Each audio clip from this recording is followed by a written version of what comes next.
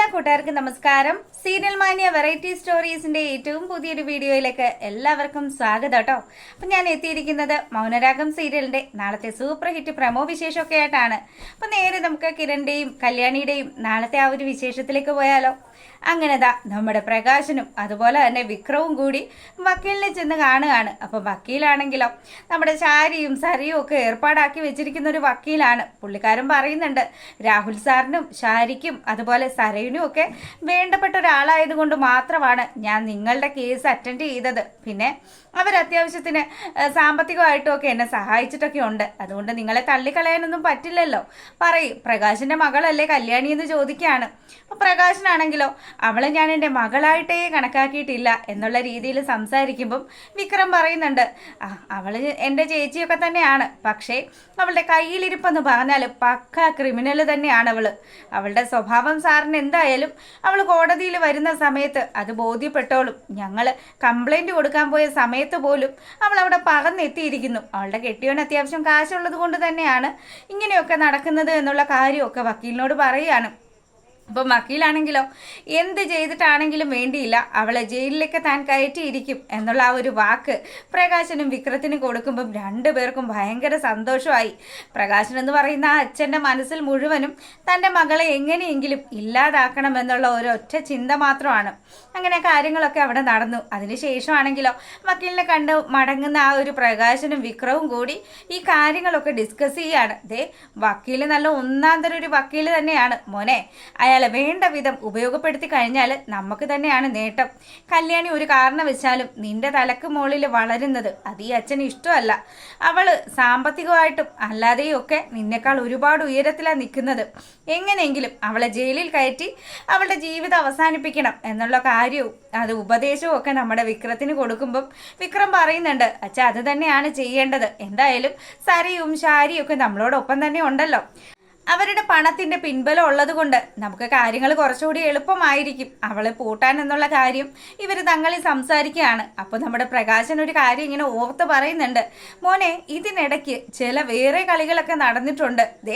അവൾ പറഞ്ഞത് നീ കേട്ടതല്ലേ, ആൽബിയുടെ വീട്ടിൽ കയറി ആരോ കക്കാൻ ശ്രമിച്ചുവെന്നും അവൻ്റെ തലമണ്ട അടിച്ച് പൊട്ടിച്ചു എന്നുള്ള കാര്യമൊക്കെ. അതെ, എന്തായാലും അവന് ദൈവമായിട്ട് തന്നെ കൊടുത്തതാണ്. എൻ്റെ മകനെ പറഞ്ഞു പറ്റിക്കുകയൊക്കെ ചെയ്തവനല്ലേ ആൽബി, അവൻ ഇത് തന്നെയാണ് വേണ്ടത് എന്നൊക്കെ പറഞ്ഞ് പ്രകാശൻ വലിയ കാര്യത്തിന് സംസാരിക്കുമ്പം പെരുങ്കള്ളനായിട്ടുള്ള വിക്രമാണെങ്കിലോ ഈ സംഭവങ്ങളൊന്നും അറിയാത്ത രീതിയിൽ നിന്ന് കേൾക്കുകയാണ്. അപ്പം ഇതും പ്രകാശൻ പറയുന്നുണ്ട്, അവളുടെ കല്യാണത്തിന് സ്വരുക്കൂട്ടിയ ഉരുപ്പടിയും അതുപോലെ അവളുടെ കെട്ടിയുടെ തലമുണ്ടയും ഒക്കെ അടിച്ചു പൊട്ടിച്ചവൻ ആരായാലും അവനെ ദൈവം അനുഗ്രഹിക്കും എന്നുള്ള രീതിയിലൊക്കെ ഇങ്ങനെ സംസാരിക്കുമ്പോഴത്തേക്കിനും അത് പുള്ളിക്കാരന് ഇഷ്ടപ്പെട്ടു കേട്ടോ. വിക്രം ആണെങ്കിൽ അത് തന്നെയാണ് അച്ഛാ വേണ്ടത്. അവളെ നമ്മുടെ അമ്മുമ്മയെ ഇച്ചിരി കഷ്ടപ്പെടുത്തിയതല്ലേ, ആ അമ്മുമ്മയെ കൊണ്ട് സദ്യയൊക്കെ ഉണ്ടാക്കി. അതുമാത്രമോ ഞാനും അച്ഛനും ഒക്കെ എത്രമാത്രം വിഷമിച്ചാണ് അവൾക്ക് ഫുഡ് വിളമ്പി കൊടുത്തത്.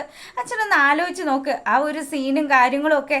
നമ്മൾ എന്തുമാത്രം ദേഷ്യപ്പെടുന്ന വെറുക്കുന്ന ഒരാളാണ് കല്യാണിയും അതുപോലെ തന്നെ സോണിയും ഒക്കെ. അവർക്ക് വേണ്ടി നമ്മൾ ഭക്ഷണം വിളമ്പി കൊടുക്കുമ്പോഴത്തേക്കിനും എത്രമാത്രം എൻ്റെ അച്ഛൻ്റെയും എൻ്റെയും ഒക്കെ മനസ്സ് വിഷമിപ്പിച്ചായിരുന്നു. അതുകൊണ്ട് തക്ക ശിക്ഷ തന്നെയാണ് ആൽബിക്കും സോണിക്കും കിട്ടിയിരിക്കുന്നത്. അത് ചെയ്ത ആള് എന്തായാലും നല്ല ഒരുത്തൻ തന്നെയാണ് എന്നുള്ള കാര്യമൊക്കെ ഇവരിങ്ങനെ സംസാരിക്കുകയാണ്. അങ്ങനെ അതിന് ശേഷമാണെങ്കിലോ നമ്മുടെ ശാരിയും സരയും കൂടി അവർ വീട്ടിലിരുന്ന് ഇങ്ങനെ ഇവരുടെ കാര്യങ്ങൾ തന്നെ സംസാരിക്കുകയാണ്. രാഹുലേട്ടൻ്റെ കാര്യങ്ങളാണെങ്കിൽ ഇങ്ങനെയൊക്കെ ആയി. ഇനിയിപ്പം എന്തായാലും വിക്രം കാര്യങ്ങളെല്ലാം മുന്നോട്ട് കൊണ്ടുപോകും എന്നുള്ളൊരു വിശ്വാസത്തിൻ്റെ പുറത്താണ് നമ്മുടെ സരയും ശാരിയും കൂടി വിക്രത്തിന് വേണ്ടി വിക്രത്തിൻ്റെ കേസ് വാദിക്കുന്നതിന് വേണ്ടി എത്ര പണം മുടക്കാനാണെങ്കിലും നമ്മുടെ സരയു തയ്യാറാണ്. അപ്പം അങ്ങനെ ആ കാര്യങ്ങളൊക്കെ അവിടെ നടക്കുമ്പോഴാണെങ്കിലോ കിരണും കല്യാണിയും കൂടി സംസാരിക്കുകയാണ്. കിരണേട്ടാ ഇന്ന് അമ്മയുടെ അടുത്ത് പോയി സംസാരിച്ചു. അപ്പം അമ്മ പറയുന്ന കാര്യങ്ങളെന്ന് പറഞ്ഞാൽ ഞാൻ കേസ് അറ്റൻഡ് ചെയ്യേണ്ട എന്ന് തന്നെയാണ്. എടി അത് തന്നെയാണ് ഞാൻ നിന്നോടും പറഞ്ഞത്.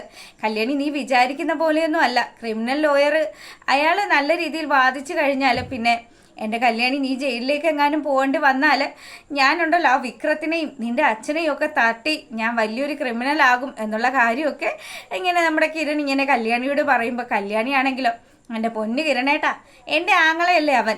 അവനെയും എൻ്റെ അപ്പനെയും പൂട്ടാനുള്ള വകുപ്പ് അത് ഞാൻ തന്നെ അത്യാവശ്യത്തിന് കണ്ടെത്തി വെച്ചിട്ടുണ്ട്. എന്തായാലും സോണിയോട് അവൻ ചെയ്ത ക്രൂരത അതൊരിക്കലും പൊറുക്കാൻ പറ്റുന്നതല്ല.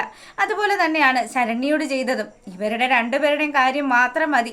ഈശ്വരനെ നമ്മളോടൊപ്പം നിന്നു കഴിഞ്ഞാൽ നമുക്ക് ഉറപ്പായിട്ടും അവനെതിരെ ജയിക്കാൻ സാധിക്കും എന്നുള്ള കാര്യമൊക്കെ സംസാരിക്കുക. അങ്ങനെ നമ്മുടെ കിരണിനെ പതിയെ സമാധാനിപ്പിക്കുകയാണ് കല്യാണി. എത്രയൊക്കെ വന്നാലും ഈ വിക്രം എന്ന് പറയുന്ന അവനെ തളച്ചിട്ട് തന്നെ ബാക്കി കാര്യം എന്നുള്ള രീതിയിലൊക്കെ സംസാരിക്കുമ്പോഴത്തേക്കിനും നമ്മളെ കാണിക്കുന്നത് രൂപയും സേനനെയുമാണ്. അപ്പൊ രണ്ടുപേർക്കും ഭയങ്കര സങ്കടമൊക്കെ ആയിട്ടോ. ഇനിയിപ്പോൾ എന്ത് ചെയ്യും? കല്യാണി വാദിക്കും എന്നുള്ള ആ ഒരു ഉറച്ച തീരുമാനത്തിൽ നിൽക്കുമ്പം അവളെ പിന്നോട്ട് വലിക്കാനായിട്ട് സാധിക്കില്ലല്ലോ. അങ്ങനെ സേനം പറയുന്നുണ്ട്, നീ എന്തായാലും ഒന്നുകൂടി സംസാരിച്ച് നോക്കൂ രൂപേ. എത്രയൊക്കെ വന്നാലും കല്യാണിക്ക് വിദ്യാഭ്യാസമൊക്കെ കുറവല്ലേ, അതുകൊണ്ട് അവൾക്ക് ആ കാര്യങ്ങളൊക്കെ കറക്റ്റായിട്ട് ചെയ്യാൻ പറ്റുമോ എന്നുള്ളൊരു ആശങ്കയാണ് നമ്മുടെ സേനനുള്ളത്. സേനൻ ഇതൊക്കെ പറയുമ്പോഴും കല്യാണിയുടെ മുഖത്തെ ആ ഒരു ആത്മവിശ്വാസവും അതുപോലെ അവളുടെ സംസാരവും ഒക്കെ കണ്ട രൂപയാണെങ്കിലും എനിക്ക് തോന്നുന്നുണ്ട് അവൾക്ക് എന്തൊക്കെയോ ഒരു കോൺഫിഡൻസ് ഉണ്ട്. പിന്നെ അവൾ നമ്മുടെ വക്കീലിനെ കണ്ട് വേണ്ടുന്ന കാര്യങ്ങളൊക്കെ അന്വേഷിച്ച് തന്നെയാണ് മുന്നോട്ട് ഇറങ്ങുന്നത്. ഇനി നമ്മുടെ കയ്യിൽ നിൽക്കില്ല എന്ന് കണ്ടു കഴിഞ്ഞാൽ അതപ്പം നോക്കാമെന്നുള്ള കാര്യമൊക്കെ ഇവരും തങ്ങളിൽ സംസാരിക്കുകയാണ്. അങ്ങനെ അതിനുശേഷമാണെങ്കിലോ നമ്മുടെ വിക്രത്തിനെ പോലീസ് പൊക്കുകയാണ്. അപ്പൊ കല്യാണി ഒരു കംപ്ലൈന്റ് വിക്രത്തിനെതിരെ ഫയൽ ചെയ്തിട്ടുണ്ട്. കല്യാണി അല്ല, ശരിക്കും പറഞ്ഞാൽ കല്യാണി നമ്മുടെ സോണിയെ കൊണ്ട് കംപ്ലൈന്റ് ചെയ്യിച്ചതാണ്. അങ്ങനെ ആ ഒരു കംപ്ലൈന്റിന്റെ അന്വേഷണവും കാര്യങ്ങളും ഒക്കെ വരുമ്പം വിക്രത്തിനെ പോലീസ് പൊക്കുകയാണ്. ഇനിയിപ്പോൾ പ്രകാശനും മൂങ്ങാമുത്തശ്ശിയും കൂടി നിന്ന് അങ്ങോട്ടും ഇങ്ങോട്ടും ഒക്കെ ചർച്ച ചെയ്യുകയാണ്. ഇനി എന്ത് ചെയ്യും നമ്മൾ? നമ്മുടെ രാജകുമാരനെയും കൊണ്ട് പോലീസ് പോയല്ലോ അമ്മേ.